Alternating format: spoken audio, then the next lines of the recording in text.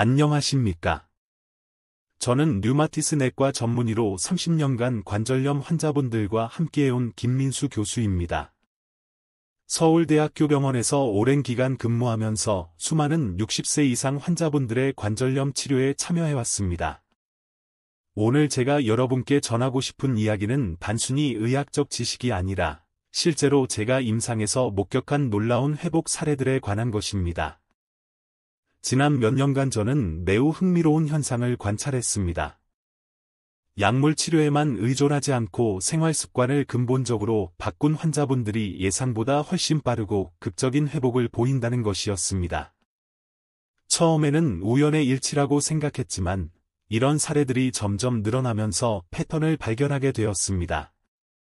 이분들에게는 공통된 5가지 습관이 있었습니다. 관절염은 나이가 들면서 누구나 겪게 되는 자연스러운 현상이라고 여겨지는 경우가 많습니다.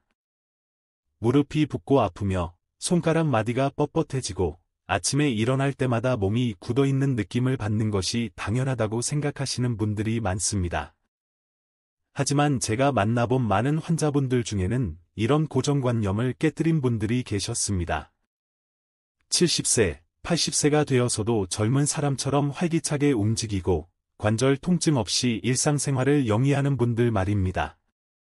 이런 분들의 첫 번째 공통점은 바로 햇빛과 함께하는 아침 산책 습관이었습니다.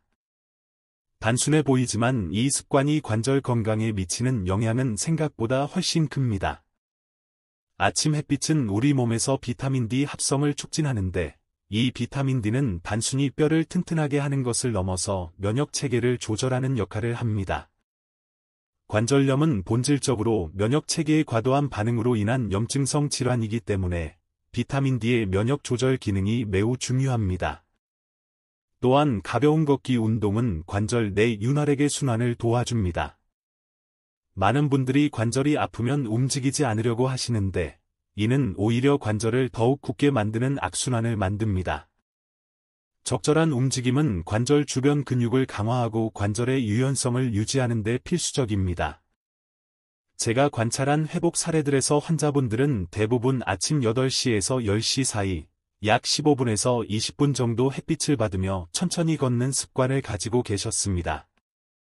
이 시간대의 햇빛은 자외선이 강하지 않으면서도 비타민 D 합성에 충분한 강도를 가지고 있습니다. 두 번째로 주목할 만한 습관은 항염식단의 실천이었습니다. 관절염을 앓고 계신 분들 중에서 놀라운 회복을 보인 분들의 식단을 분석해보니 대부분 하루 2끼의 식사를 하면서 항염작용이 있는 특정 식재료들을 꾸준히 섭취하고 계셨습니다. 이는 단순한 다이어트가 아니라 몸의 염증 반응을 조절하기 위한 전략적인 식단 관리였습니다. 특히 들기름을 이용한 요리가 많았는데 들기름의 풍부한 오메가3 지방산은 강력한 항염 효과를 가지고 있습니다. 브로콜리, 시금치 같은 녹색 채소들도 빠지지 않았는데 닐은 항산화 물질이 풍부하여 관절 내 염증을 줄이는 데 도움이 됩니다. 당황과 생강은 천연 항염제라고 불릴 만큼 염증 억제 효과가 뛰어나며 마늘은 면역 체계를 강화하는 동시에 항염 작용을 합니다. 이분들의 식단에서 인상적이었던 점은 규칙성이었습니다.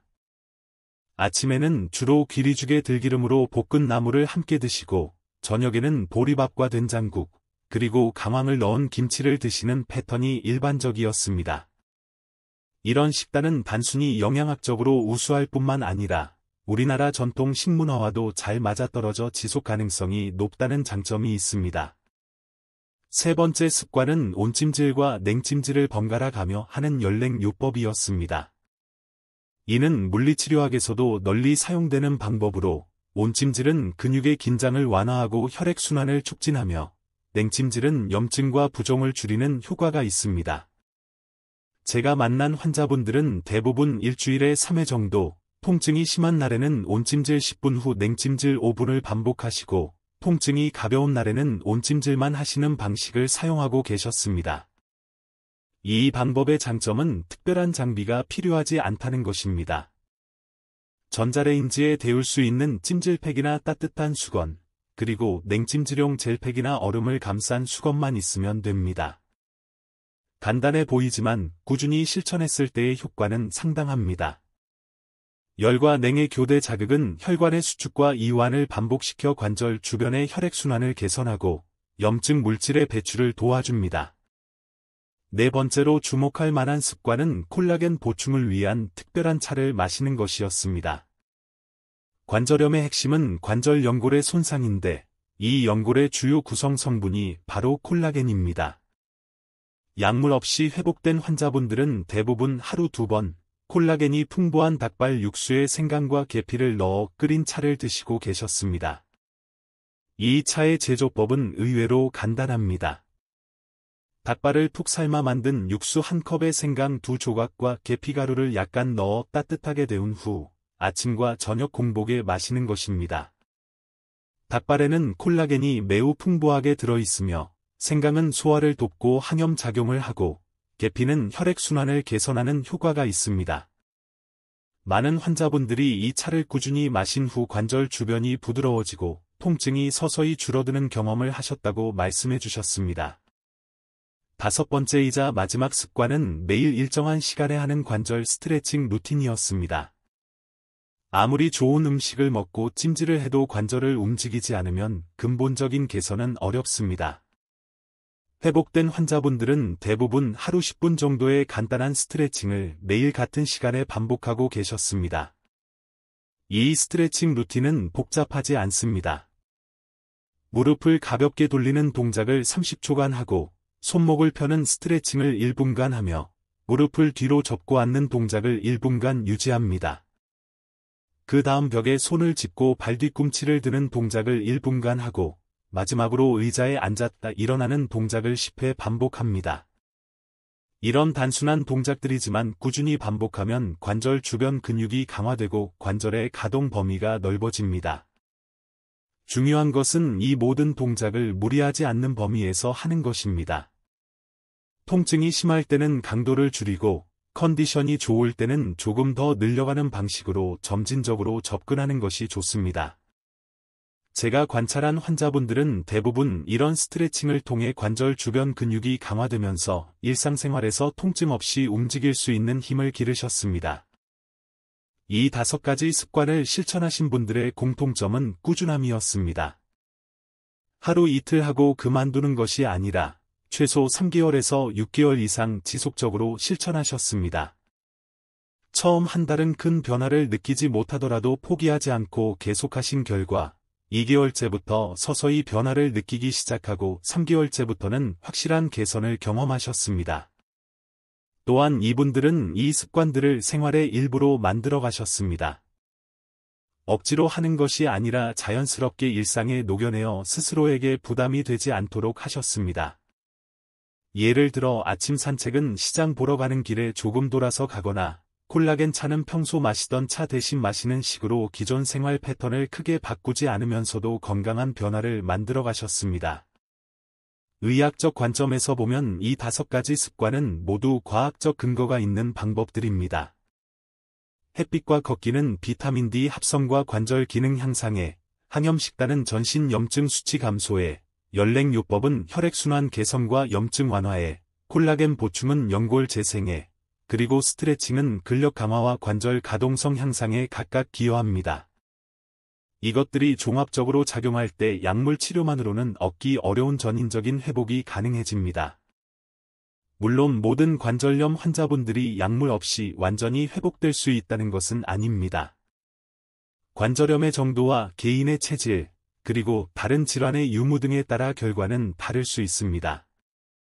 하지만 제가 임상에서 경험한 바로는 이런 생활 습관의 개선이 약물 치료의 효과를 높이고 부작용을 줄이며 전반적인 삶의 질을 향상시키는 데는 분명한 도움이 됩니다. 특히 60세 이상의 연령층에서는 단순히 증상을 억제하는 것을 넘어서 전체적인 건강 상태를 개선하는 것이 중요합니다. 관절염은 종종 다른 만성질환과 함께 나타나기 때문에 이런 종합적인 접근이 더욱 의미가 있습니다. 실제로 이 습관들을 실천하신 분들 중 많은 분들이 관절염 개선과 함께 혈압이 안정되고 당뇨 수치가 좋아지며 전반적인 활력이 증가했다고 말씀해 주셨습니다. 제가 오늘 말씀드린 내용들은 복잡하거나 비용이 많이 드는 것들이 아닙니다. 모두 일상생활 속에서 실천 가능한 것들이며 특별한 장비나 기술이 필요하지도 않습니다.